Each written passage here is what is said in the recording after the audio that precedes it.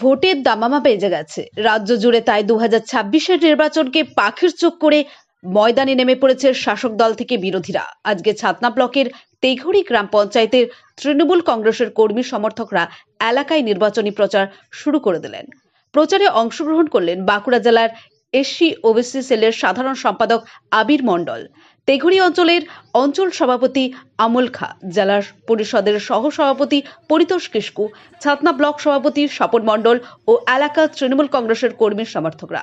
তারা আজকে প্রায় 1000 মোটর বাইক নিয়ে সারা অঞ্চল ঘুরে দলীয় পতাকা নিয়ে রাজ্য সরকারের উন্নয়নের খতিয়ান তুলে ধরলেন সাধারণ মানুষের কাছে। এ বিষয়ে বাঁকুড়া এক্সপ্রেস টিভির প্রতিনিধির সাথে কথা বলেন আবির মণ্ডল।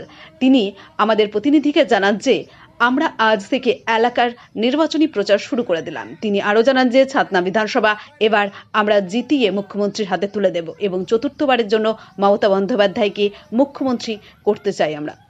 উচ্চ নেতৃত্বের কথা মতো আমাদের যে আগামী বিধানসভা 2026 সালে যে দামামা বেজে গেছে, তার আজকে আমরা এই প্রচার শুরু করলাম।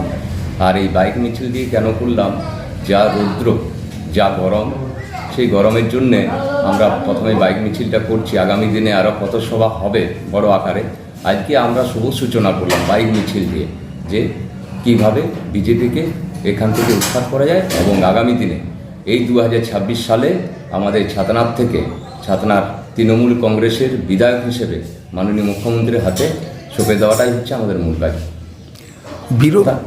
মানুষ দেখছে চারদিকে উন্নয়ন, হ্যাঁ, কি কাজ হয় না, প্রচুর কাজ করা হচ্ছে।